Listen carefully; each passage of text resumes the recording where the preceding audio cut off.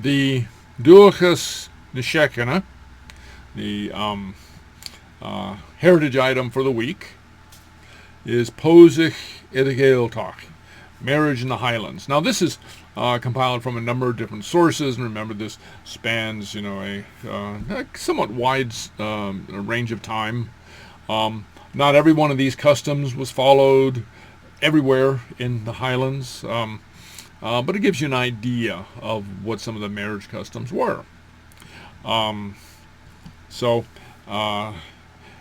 some of these you will find similar to customs that you're familiar with outside of the Highlands or outside of Scottish society, even Highland society. So very often the what you might call the proposal of marriage was conducted through the intermediary of a best friend. So the suitor and his best friend called on the girl's father to ask for her hand. So after a period of time of some small talk, the friend would talk up or praise the young man, the man that wanted to marry the young woman. Sometimes the girl would show her concurrence to marriage by staying in the room. And if she left, she meant she didn't want to match. But many times these things were known in advance. It was well known what the inclinations of the parties were. And the father might say something like, Nambig I Gionach Bimisha Gionach, Murabi Chavimisha. Okay, so if she were willing, I would be. If she's not, I am not. And the couple would then drink a dram from the same quaich or cruach in Gaelic, okay, the cup like this, or any kind of cup or glass, signifying the arrangement. There was such a thing as marriage by declaration.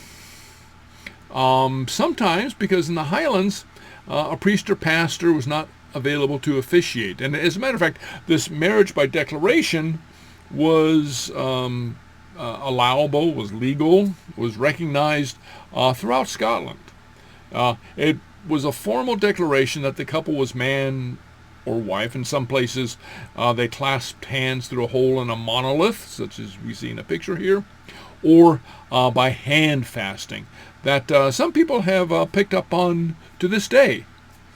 Okay, tying the hands together, not not with zip ties, but with preferably a tartan scarf or ribbon or something like that. Okay, to symbolically bind the couple together. Now, in the informal marriage by declaration, very often the couple agree to live together, maybe for a set period, and if the woman became pregnant, a proper marriage usually followed, and the child was considered legitimate. Okay, but again, this sometimes was a stopgap. It was a intermediary step between the declaration and a formal marriage, because in the Highlands, in the rural areas of the Highlands, there wasn't always a priest or a pastor immediately available. So you had circumstances in which the community was too small or too widely dispersed to have a resident pastor. Okay, so people may do and then promise to get married at some later date. Now, because of this practice, or the legality of marriage by declaration, runaway marriages to Scotland was popular with English couples. Many restrictions on marriage in England, but few in Scotland. Okay, so Greta Green, right at the English border, the English-Scottish border, was a popular destination of couples that were eloping, runaway marriages, and also as required was a witness. So so here we have a picture of a anvil, the Greta Green old smithy, the marriage anvil, so they'd go to a blacksmith's shop and get married over the anvil. Okay, so anyway, this was discontinued in the late 1930s, but anyway, a lot of fun stories around that. People had fun writing about runaway marriages to Greta Green. So now this is a video of a Hiet Rejek, the first arrangement, the request. Okay, so the best man requests marriage for a friend. So we see this happening now in this scenario, and this was written by Finlay MacDonald, not the film version, but the original book, who grew up in the Highlands in the 1930s, and this is his remembrance of how these things happened, and the book isn't totally about marriage, but there's this wonderful scene in both the book and the film version and the television version about the Rejek. Now, the proposed groom is not present, you see, so now there might have been many reasons for this. One I can imagine is it diffused tension, though we see that the groom is very tense as he's at home drinking, playing solitaire, watching the children, supposedly. Okay, the boys run away to the Rejek, but he was waiting anxiously at home for the outcome of his proposal. And so let's watch this.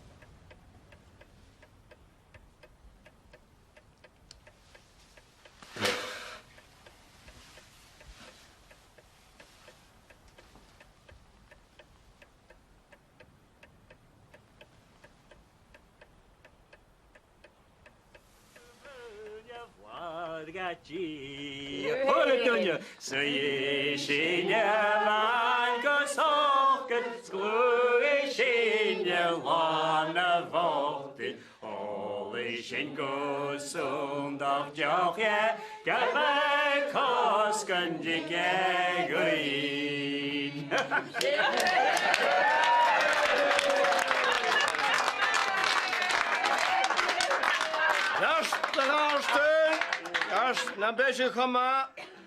Dus eerste dus je zo.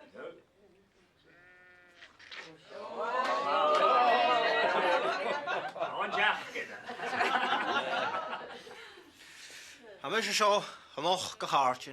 Er schaam je garatje schemes. Gaan door in je heen bij alaar. Je moet het trangs goed drie. Bellen toch al kuurs. 3 ga maar oorser. Is hij zijn en vrijallig glonjig. Kan je, Amish zo, als hij er zo'n eer jammer. Nesje, jo eer je met wie eentje. Shenach, doe je terug lijntje. Je golenjes en jo garaun. Je vaders. Ach, ben nog hoskala komen. Ach, veel meer kan uitje, ik wil je alles maar ik scheme zit erg. En de vat, ager zei de niet. Het gaat door de zoutje ventjes je haar, je schrijven kwikje waren, je gaat zitten. Oh, gaat door. Maar zin, is een meroon gerichtje doen ze eer hakken smal. Wat toschig gaat je. Eer een hisses. Det droch woed. Het snach taranje hachket.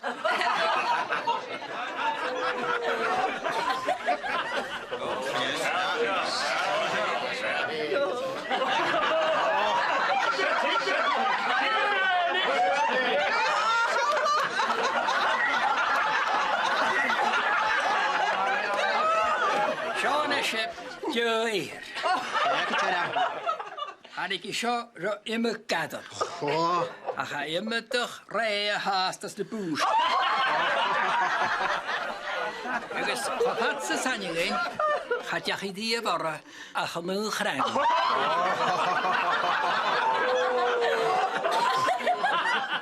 Wie bijna te doen maken nikker oorse pie.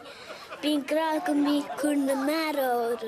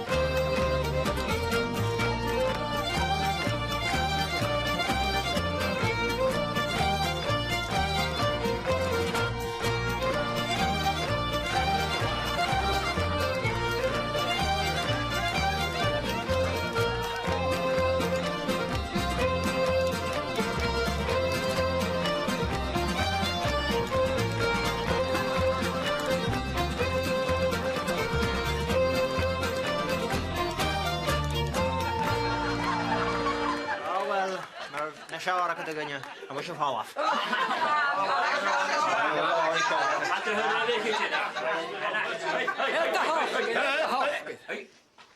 Awn je hrilakam. Teba mi die bedoelig om al heen. Ach, maar werd de garretje schemes gonse gelftenis. Gegeet als het jooi, gekoeremig, is gevaarlijk. Stoog een jalletje met die. Oh, zo. Neem ik geen toch.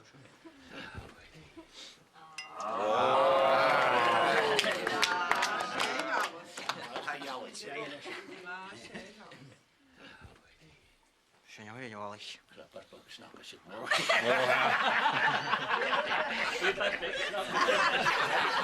Oh, hallo, gejast.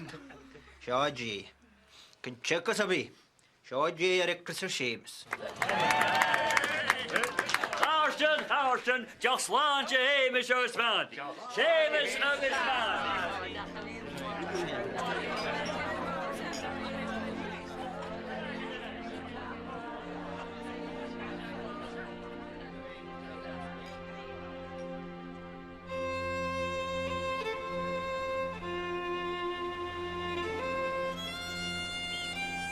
So after the Achiat Reichech, there was the betrothal feast. And these celebrations very often went on for a long period of time. Okay, and sometimes the bride's relations were responsible for passing out tea, the grooms for passing out the whiskey. Okay.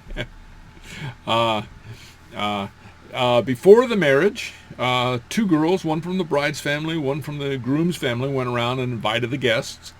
Bride and groom themselves went around and invited the special guests, close relations and friends.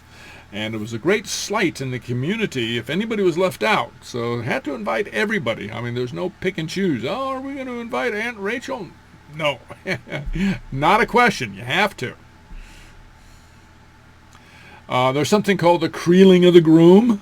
And again, this doesn't happen in every community, but the whole celebration was a celebration of a marriage, but it also was fun, okay, filled with pranks and jokes, and this is one of them. The groom carried a large basket or creel, that's a woven basket, filled with stones from one side of the village to the other. I suppose this was meant to symbolize the heavy weight he was about to be burdened with, if marriage is a burden, and I don't think so, but just kind of, a great responsibility for him to carry now that he was entering upon married life.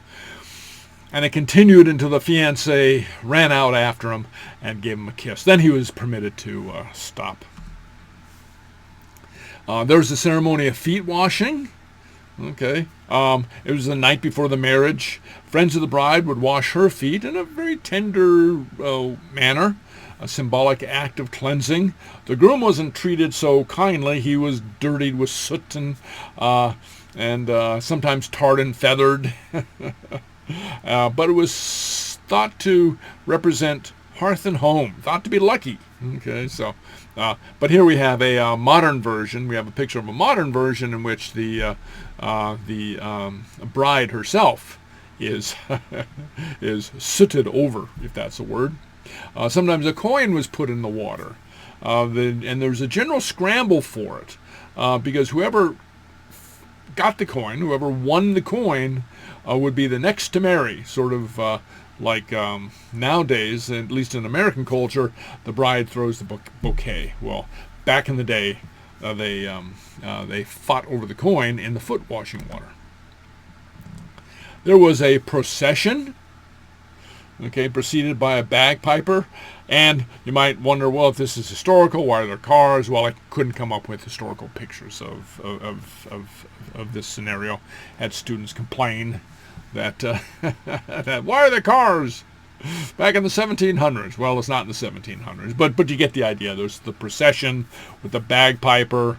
Very often the groom was flanked by his friends, and then they exchanged vows outside the church and went inside for the blessing. And then as they came out, pistols and guns and rifles were fired over their heads, and a cake was broken over the bride's head as people, the friends of the bride, the young women, friends of the bride, fought over pieces of the cake, because that was good luck to get a piece of the cake. At the wedding dinner, we had another party. Sometimes the food was provided by the bride's family, drinks provided by the grooms. And don't think that just because the drinks were provided by the grooms that the groom's family got off easy, because I'm sure a lot was consumed. Okay, so long tables were set out with dishes of meat, potatoes, eggs, and oat cake and cheese. And here's a quote, okay? The food was heaped up like seaweed. This is from the 1800s. There was butter and cheese and fish being served by women of liberal hand, that is, very generously. There were lads fighting and grappling and chewing bones. So it was a very wild party. At the end, the bridegroom goes around with a plate, and brides or the guests give according to their inclination, give gifts. Sometimes the couple received enough to stock their farm. Again, depending on how popular they were, how many friends they had. There's something called the penny wedding. And this was dancing to a piper, and the fiddler got a penny a dance. That was a lot of money back in the day. Not just a penny today, but you can do quite a bit with a penny. At the end of each dance, all the couples kissed, and the ceremonial first dance was danced by the bridal couple, the marriage couple, and also the best man and the bridesmaid. Because of religious beliefs, mostly on the Protestant side, okay, the strict puritanical beliefs that infected Scotland for a long time. From the 1600s, religious authorities attempted to put a stop to these penny weddings, to this type of celebration. There's a general frowning upon Gaelic, Celtic frivolity, the playing of music, dancing, singing, poetry, anything that had to do with fun. Essentially, they're kind of against fun. Okay, but anyway, and the complaint was, and again I have a quote, that these penny weddings were full of, quote, loose speeches, singing of licentious songs, profane minstrelsy, that is music, great debauchery, seminaries of great profanation. So they profaned the solemn proceedings. Okay, so anyway, so there's a lot of attempts to quash these types of celebration. But where they weren't able to, the couple continued dancing until it was time for them to go to bed. And back in the day, the bedding of the couple was a somewhat public event. Now, people didn't hang around and actually watch them after they got into bed, after the lights went off, so to speak. But the bride was stolen from the dance by her friends and taken up to the bedroom, where she was undressed and then dressed in her, in her pajamas, I guess, in her nightgown, whatever it was. And remember, this is Scotland, pretty cold, so probably a pretty heavy nightgown, no Victoria's Secrets type of stuff. The mothers of the bride and groom might sprinkle the bed with holy water, because they wanted not only to sanctify the marriage, but they wanted to, do something that might ensure fruitful issue, as they said, that is children. Knots in the groom's clothing. Remember, very often they didn't have buttons on their shirts. They had knots, and so the knots were undone to assure a fruitful outcome to the marriage. And sometimes the bridegroom would perform tricks of virility to show how virile he was, how strong he was. So he might do a salmon leap, that is a leap of Highland, the great hero who is known for a salmon leap, being able to jump from a standing position a great height or a great distance, and so the groom would be called upon to perform.